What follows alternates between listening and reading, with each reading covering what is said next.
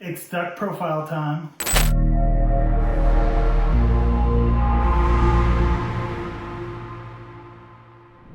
The Cardinal King here, and we have our branded Despia Albaz deck.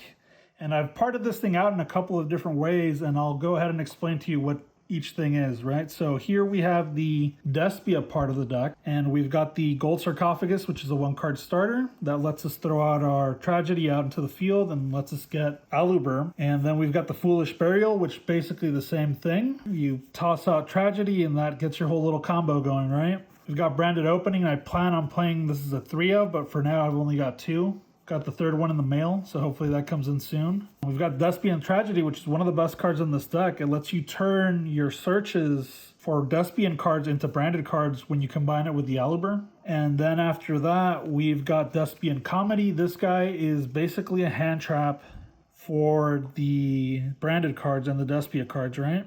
So you can toss them out and negate one effect that targets a Despia card.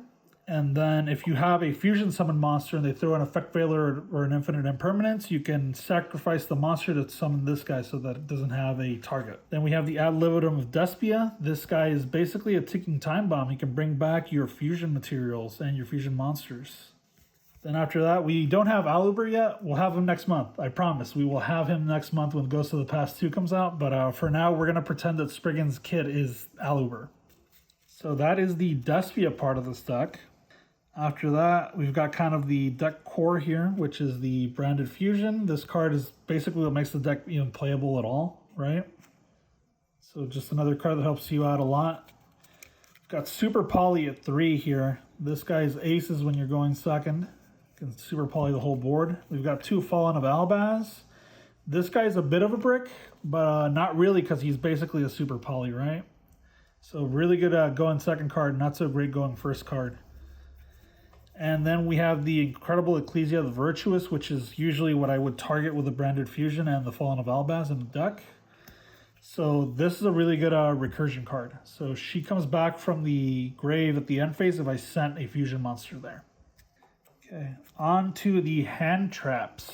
So I am running 1 Effect Veiler, 2 Ghost Spells in the Haunted Mansion, 2 Ghost Ogres in the Snow Rabbit, 2 Infinite Imperms, and I'm running so many at 2 instead of running things at 3 because I've got 3 crossout designators. And then we've got 1 Called by the Grave. So you might be asking why I'm not running Ash Blossom. Well, I'm not a millionaire, so I don't have any Ash Blossoms, but I might get one just to run at 1 just so I can toss out with the crossout designator. Okay, next part of the deck. We have the Dogmatica engine, which is 2 Nadir Servants, an Ecclesia the Virtuous, a Fleur de Lis, and a Dogmatica Punishment. So small engine.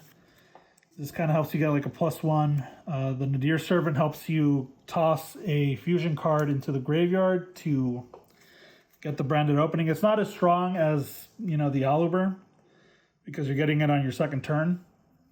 Because you can't fusion summon the same turn you do the Nadirs. But it's something, right? If you have nothing, it's another starter to help you out. So for the extra deck, we're running 2 Mirror Jades, 2 Lubellions, an Albion the Branded Dragon, another Albion, a 1 Guardian Chimera. I should be running this at 2, but like I said before, I'm not a millionaire. So I've only got 1.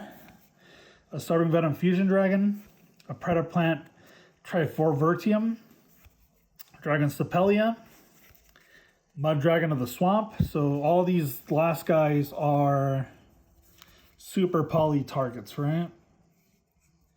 We've got only 1 Masquerade the Blazing Dragon.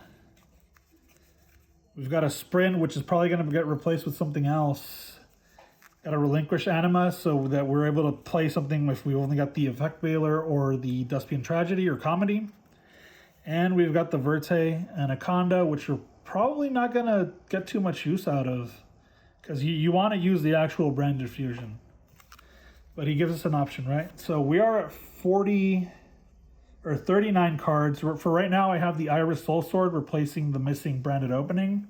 That's going to get replaced with a Branded Opening. For our side deck, we have 2 gear frame gear gammas for going second. The driver, obviously, that goes with the gammas.